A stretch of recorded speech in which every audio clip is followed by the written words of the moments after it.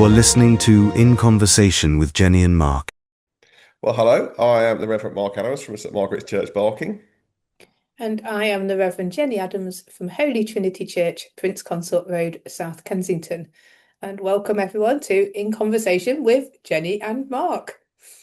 That's the right one. Yes, here That's we the are one. again, back for another go. More disciples being called today, Oh, in a different setting and a different gospel from last week.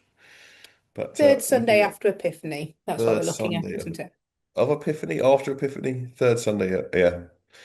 Anyway, third Sunday, Depends if your Epiphany prayer 3, book or if we want not. to be really boring about it. Quite so We did poetic. this. Epiphany 3. We did Anyway, this we last week. continue Let's move with on. more revelation, more revelations today. More epiphanies. Had any epiphanies this week, Jenny? Um, I'm not sure that I have. Don't Any ask me too epiphanies many in Epiphany? questions. We went out Okay. last night and I drank a lot of wine. Okay. Well, So, that was an epiphany then. No, it wasn't really an epiphany. You've done that before. right, let's get on with it. Okay. Right. Math, Yes. Let's crack on. Okay. So we're Matthew looking 4, at 12 Matthew to 4. 23. Shall I read it? Go on then. You read it. There it is. It's not yet, not on mine. There it is. Now, when Jesus heard that John had been arrested, he withdrew to Galilee. He left Nazareth and made his home in Capernaum by the sea, in the territory of Zebulun and Naphtali, so that what had been spoken through the prophet Isaiah might be fulfilled. Land of Zebulun, land of Naphtali, on the road by the sea, across the Jordan, Galilee of the Gentiles. The people who sat in darkness have seen a great light, and for those who sat in the region and shadow of death, light has dawned.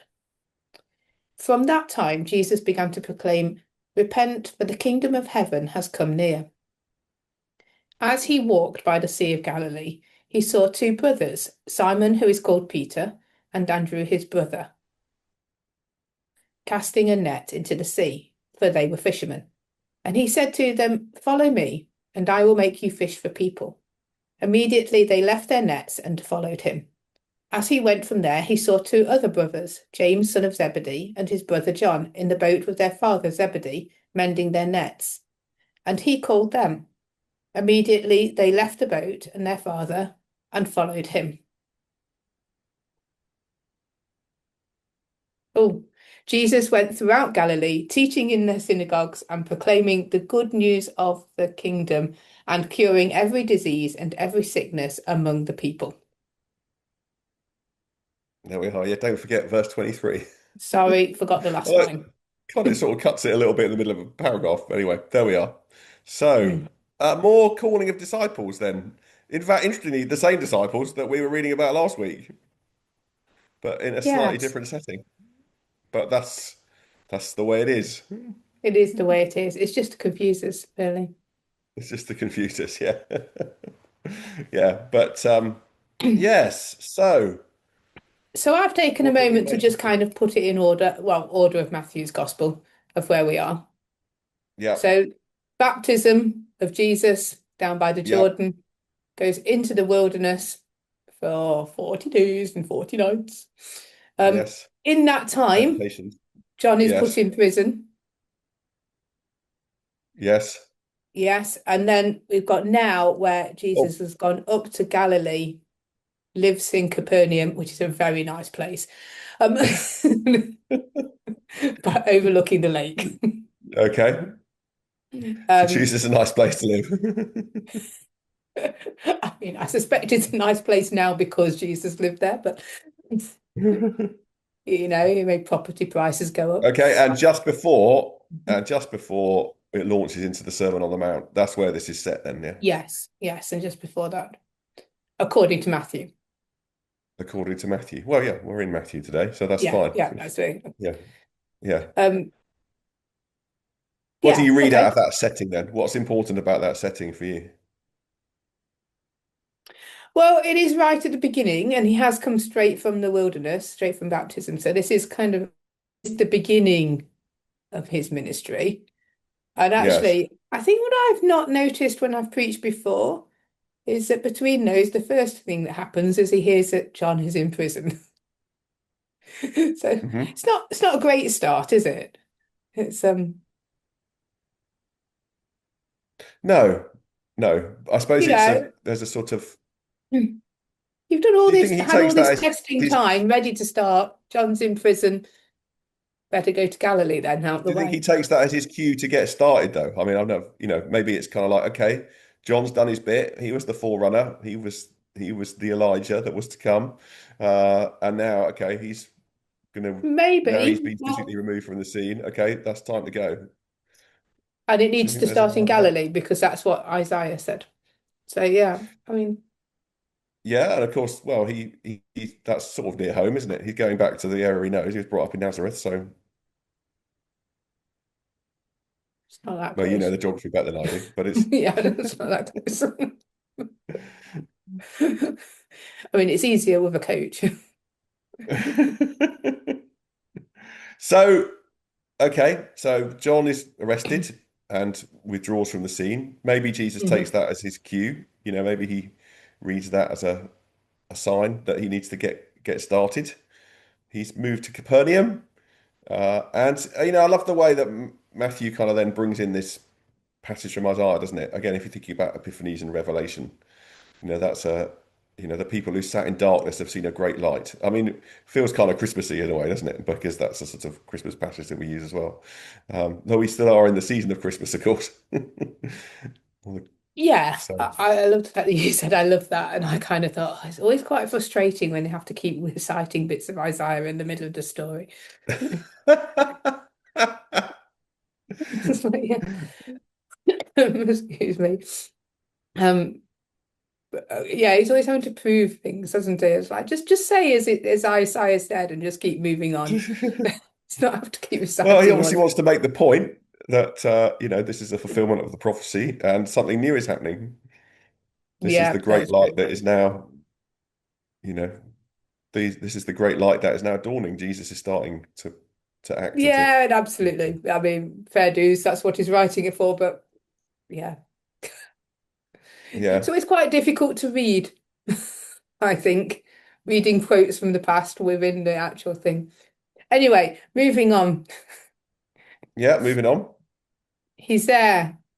He's shouting, well, preaching, repent for the kingdom of heaven is near. Not clear who he's preaching it to, okay, but he's preaching it. Yeah, I mean, do you think that's sort of overriding? That's true, actually. It's not clear at this point who he's preaching to. He's about to go and call his first disciples, and then he's going to go around teaching in the synagogue. So maybe it's a sort of, and then we're going to go into the Sermon on the Mount. But is that a kind of overarching kind of message then? This is a sort of Oh, you see, introduction. I'd got him on a soapbox in the marketplace. Well, I mean, that might also be true. I mean, yeah, yeah, I'd never really thought about that before. Who is he preaching to at this point? But he's getting started, isn't he? And um, yeah, Yeah, yeah, he hasn't got even the first disciples. It's very clear these are the first disciples, isn't it? Um, yeah. okay. So goes to find Wanders some along, fishermen. Wanders along by the sees lake. some fishermen, says, follow me. Yeah, they do. Yeah, and they do. Immediately they follow him. I mean, it always strikes me that something must have been, what what was it that they saw in Jesus that made them do that? That they left their nets and off they went and followed him and changed their lives straight away, just like that. So I have preached on this before, obviously, and did dig it out. And I realised that I've told a really quite a long story, so I can't tell it here, I don't think, unless I can cut it down. Um, about how I had gathered some people and told them to follow me and then led them into a lot of trouble. So it's not always wise to just follow people without question. This is something that actually happened that you got these people to follow you. Oh yeah. Okay. I was a girl guide. I went to international camp. I'll try and cut it down. We were having a really terrible time, but we knew there was a disco on the last night. But we weren't allowed to go to the disco. And Right. everybody was making a lot of fuss about this, and I wasn't. And they said to me, why? And I went, well, because I'm going to go. And we all went to bed as we're meant to be. And then we climbed out the back of the tent, and I said, follow me. Shocking. And we found the Shocking. disco, and we had a great time. And then I gathered up all the people that I had taken because I'm good like that. I'm a great friend. And I discovered that it was much easier to find a disco from a tent than to find a tent in international guide camp coming back. Because you know how good my sense of direction is. Yeah, your direction isn't brilliant. It's true. So you hadn't So thought having through led this. them, So you hadn't thought this through at this point. So very briefly, so what happened? Did you we get got caught? back and they were sat waiting for us, and then we all got sent home in disgrace. Uh, So, okay, well, that's a useful parallel in some ways, but what's the message that you're taking from that into Jesus calling the first disciples? Okay, so what I have previously done, I won't probably won't do it this week, is we can often kind of go just follow blindly. We can take this passage and just follow with no questions are doubt, doubts. Whereas I was saying that like it's good to question. You shouldn't just follow. You should ask some questions, and that's okay. Jesus wants us to. Don't misread the passage, I suppose, is where I was going with it. Um, because it very much is like, I don't know. Because it's so simple, I Hmm, think there are dangers that we're okay. just expected to not have any questions. Just follow Jesus, just follow. Okay, but it's interesting, you can't really get that from the passage though, can you? You're getting that from somewhere else. Yeah, I am getting that from somewhere else. I mean, the passage does say just follow, but I mean, Yeah. I think there are some dangers in just preaching that and preaching that. Okay. Interesting take. But there is, I love the way you choose to disagree with Jesus, but there is a No, simplicity about it, though. no. He said, "Come and follow me." He didn't say, "Come and follow me." No questions asked or ever. I think we can, and they do ask questions in later life. Yeah, of course they do. That's true. They do. But I think this is something that, people can read this and kind of go and feel guilty. I think. Right. Yeah, Mm, and they go through doubts and struggles and through the journey, mm, don't they? But there is something, I guess, about the simplicity of the call, which is also worth holding on to. yeah, go on What then. does it mean to, we're Expand. not, sorry? Expand. Mm. Well, I think you're right to put the kind of alternative view, or not alternative view necessarily, but that slant on it that, it's an ongoing process and we're going to have questions and we're going to go on a journey and it's going to be tough sometimes and we're going to wonder whether we've done the right thing. But on the other hand, there is something good to look back to that simplicity of call that says, follow me. Okay, yes, Jesus, I'm going to follow you without not sort of saying that you don't have those other things going on, but that there's something important about, yeah, okay, you said follow, that's what I'm going to do. I'm going to follow, I'm going to commit my life to you and I'm going to follow you. Mm. Okay. You're not impressed. You got quiet. I know it's getting quiet. It's like, well, okay, I'm not. Um, it reminds me too much of altar calls, and I find them uncomfortable. Okay, I think that's what it is. right. But okay, again, that's reading something into the passages, isn't there? No, but it still taps into something that I and lots of people will have experienced. Yes, I've experienced that too. I even have responded to one or two on occasions. Um, yes, and it's sounded simple, and it isn't simple.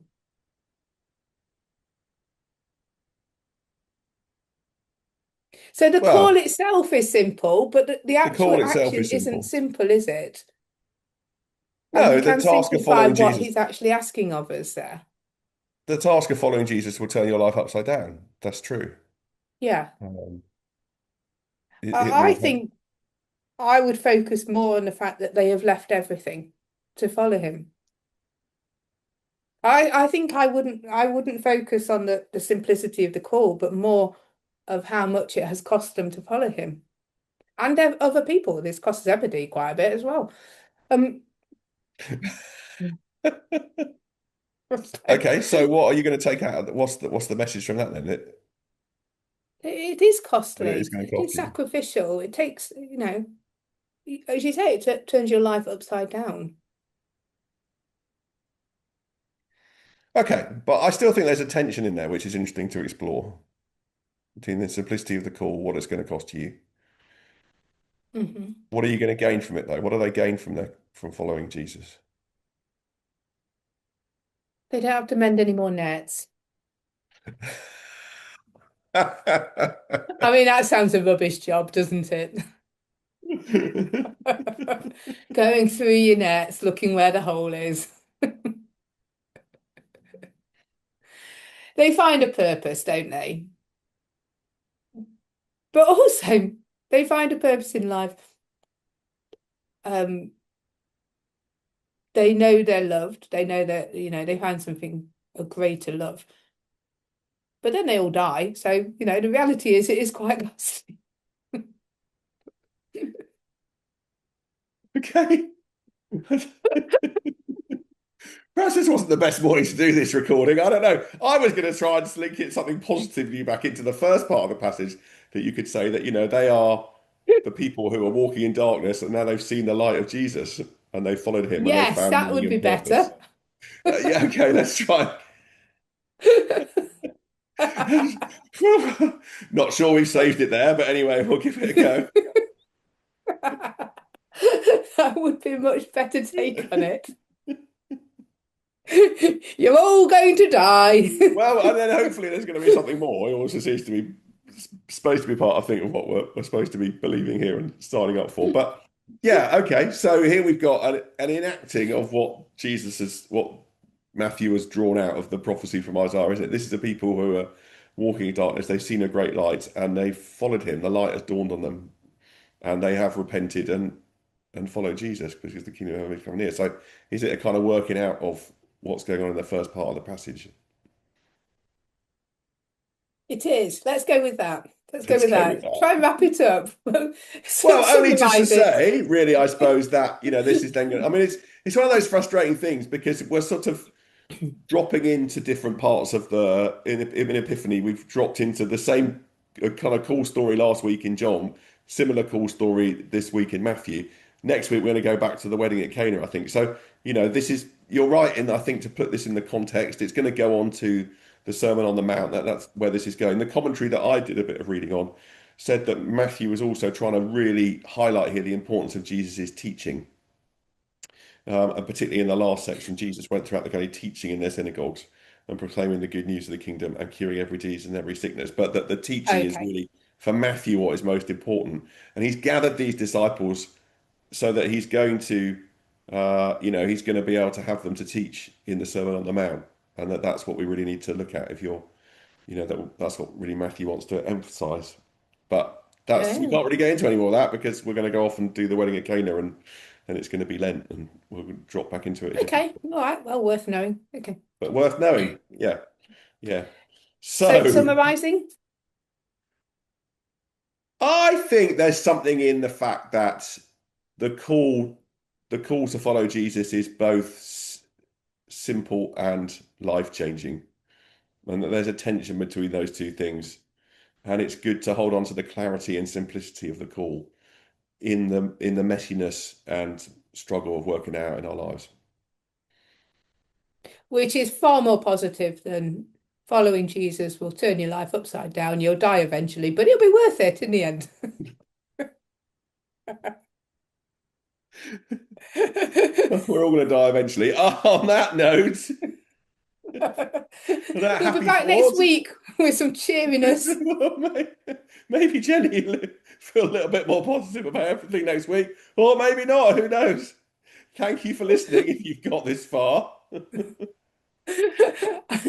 be Take back care. next week. Have a good week, everyone. Cheers. Bye-bye. Bye-bye. Thank you for listening to In Conversation with Jennie and Mark. Please subscribe for more episodes on all the usual podcast platforms.